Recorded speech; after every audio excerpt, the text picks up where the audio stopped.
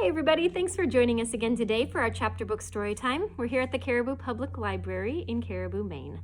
I'm Miss Erin, and we are reading Anne of Green Gables by L.M. Montgomery. This chapter that we're reading today, chapter 17, is called A New Interest in Life, and it's all about what a real, true, just really deep friendship is like and how important it is to Anne. So, here we are. The next afternoon, Anne, bending over her patchwork in the kitchen window, happened to glance out and beheld Diana down by the Dryad's bubble, beckoning mysteriously. In a trice, Anne was out of the house and flying down to the hollow, astonishment and hope struggling in her expressive eyes. But the hope faded when she saw Diana's dejected countenance. "Your mother hasn't relented," she gasped. Diana shook her head mournfully. "No, and oh, Anne, she says I'm never to play with you again. I've cried and cried, and I told her it wasn't your fault, but it wasn't any use. I had ever such a time coaxing her to let me come down and say goodbye to you. She said I was only to stay 10 minutes, and she's timing me by the clock." 10 minutes isn't very long to say an eternal farewell in," said Anne tearfully. "Oh, Diana, will you promise faithfully never to forget me, the friend of your youth, no matter what dearer friends may caress thee?" "Indeed, I will," sobbed Diana, "and I will never have another bosom friend. I don't want to have. I couldn't love anybody as I love you." "Oh, Diana," cried Anne, gasping her hands. "Do you love me?" "Why, of course I do. Didn't you know that?" "No." Anne drew a long breath. "I thought you liked me, of course, but I never hoped you loved me. Why, Diana, I don't think anybody could ever love me. Nobody ever has loved me since I can remember." "Oh, this is wonderful. It's a ray of light which will forever shine on the darkness of a path severed from thee, Diana. Oh, just say it once again." "I love you devotedly, Anne," said Diana stanchly, "and I always will, you may be sure of that." "And I will always love thee, Diana," said Anne, solemnly extending her hand. "In the years to come, thy memory will shine like a star over my lonely life, as the last story we read together says. Diana, wilt thou give me a lock of thy jet-black tresses in parting to treasure forevermore?" "Have you got anything to cut it with?" queried Diana, wiping away the tears which Anne's affecting accents had caused to flow afresh, and returning to practicalities. "Yes, I've got my patchwork scissors in my apron pocket, fortunately," said Anne. She solemnly clipped one of Diana's curls. "Fare thee well, my beloved friend. Henceforth we must be as strangers, though living side by side, but my heart will ever be faithful to thee." Anne stood and watched Diana out of sight, mournfully waving her hand to the latter whenever she turned back. Then she returned to the house, not a little consoled, for the time being, by this romantic parting. "It is all over," she informed Marilla. "I shall never have another friend. I'm really worse off than ever before, for I haven't Katie Morris, or Violetta now, and even if I had, it wouldn't be the same. Somehow, little dream girls are not satisfying after a real friend. Diana and I had such an affecting farewell down by the spring. It will be sacred in my memory forever. I used the most pathetic language I could think of, and said thou and thee. Thou and thee seems so much more romantic than you. Diana gave me a lock of her hair, and now I will sew it up in a little bag and wear it around my neck all of my life. Please see that it is buried with me, for I don't believe I will live very long. Perhaps when she sees me lying cold and dead before her, Mrs. Barry may feel remorse for what she has done, and will let Diana come to my funeral."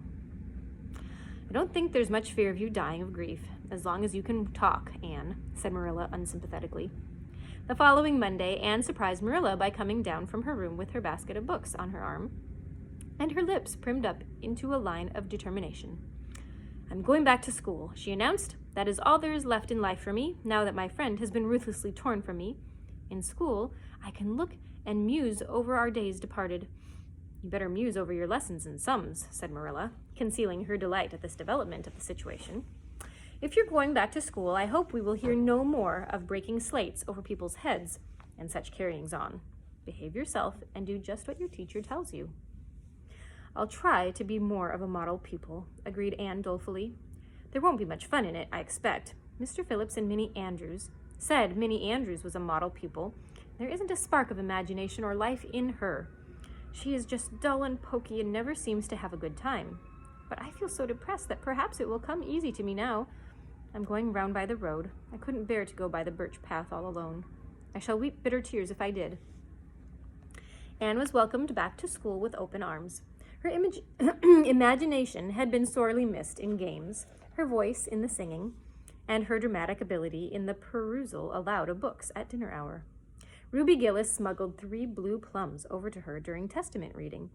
Ella Mae McPherson gave her an enormous yellow pansy cut from the covers of a floral catalog, a species of desk decoration much prized in Avonlea School.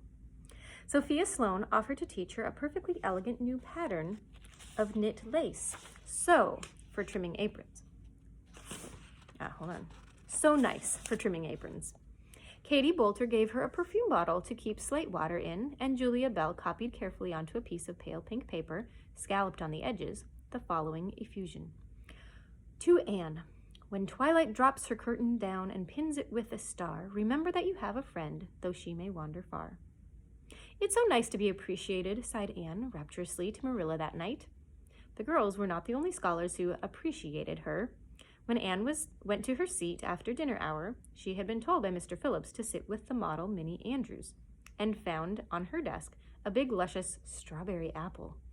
Anne caught it up, all ready to take a bite, when she remembered that the only place in Avonlea where strawberry apples grew was in the old Blythe orchard on the other side of the Lake of Shining Waters. Anne dropped the apple as if it were a red-hot coal and ostentatiously wiped her fingers on her handkerchief. The apple lay untouched on her desk until the next morning, when little Timothy Andrews, who swept the school and kindled the fire, annexed it as one of his perquisites. Charlie Sloane's slate pencil, gorgeously bedizened with striped red and yellow paper, costing 2 cents where ordinary pencils cost only 1, which he sent up to her after dinner hour, met with a more favorable reception. Anne was graciously pleased to accept it, and rewarded the donor with a smile, which exalted that infatuated youth straightway into the 7th heaven of delight, and caused him to make such fearful errors in his dictation that Mr. Phillips kept him in after school to rewrite it. But as the Caesar's pageant shorn of Brutus' bust did but the Rome's best son remind her more, so the marked absence of any tribute or recognition from Diana Barry, who was sitting with Gertie Pyle, embittered Anne's little triumph. Diana must just have smiled at me once, I think, she mourned to Marilla that night. But the next morning a note, most fearfully and wonderfully twisted and folded, and a small parcel were passed across to Anne. Dear Anne, ran the former, Mother says I'm not to play with you or talk to you even in school. It isn't my fault, and don't be cross at me, because I care for you as much as ever. I miss you awfully, and tell all my secrets to, and I don't like Gertie Pye one bit. I made you one of the new bookmarkers out of red tissue paper. They are awfully fashionable now, and only 3 girls in school know how to make them. When you look at it, remember, your true friend, Diana Barry. Anne read the note, kissed the bookmark, and dispatched a prompt reply back to the other side of the school. My own darling Diana, of course I'm not cross at you because you have to obey your mother. Our spirits can commune. I shall keep your lovely present forever. Minnie Andrews is a very nice little girl, although she has no imagination. But after having been Diana's bosom friend, I cannot be Minnie's. Please excuse mistakes, because my spelling isn't very good yet, although much improved. Until death do us part, Anne or Cordelia Shirley. P.S. I shall sleep with your letter under my pillow tonight. Marilla pessimistically expected more trouble since Anne had again begun to go to school. But none developed. Perhaps Anne caught something of the model spirit from Minnie Andrews. At least she got on very well with Mr. Phillips thenceforth. She flung herself into her studies heart and soul, determined not to be outdone in any class by Gilbert Blythe. The rivalry between them was soon apparent. It was entirely good-natured on Gilbert's side, but it is much to be feared that the same thing cannot be said of Anne, who had certainly an unpraiseworthy tenacity for holding grudges. She was as intense in her hatreds as in her loves. She would not stoop to admit that she meant to rival Gilbert in schoolwork, because that would have been to acknowledge his existence, which Anne persistently ignored. But the rivalry was there, and honors fluctuated between them. Now Gilbert was head of the spelling class. Now Anne, with a toss of her long red braids, spelled him down. One morning Gilbert had all his sums done correctly, and had his name written on the blackboard on the honor roll. The next morning, Anne, having wrestled wildly with decimals the entire evening before, would be first. One awful day they were ties, and their names were written up together. It was almost as bad as a take notice, and Anne's mortification was as evident as Gilbert's satisfaction. When the written examinations at the end of each month were held, the suspense was terrible. The first month, Gilbert came out 3 marks ahead. The second, Anne beat him by 5. But her triumph was marred by the fact that Gilbert congratulated her heartily before the whole school. It would have been ever so much sweeter to hear to her if he had felt the sting of his defeat. Mr. Phillips might not have been a very good teacher, but a pupil so inflexibly determined on learning as Anne was could hardly escape making progress under any kind of teacher.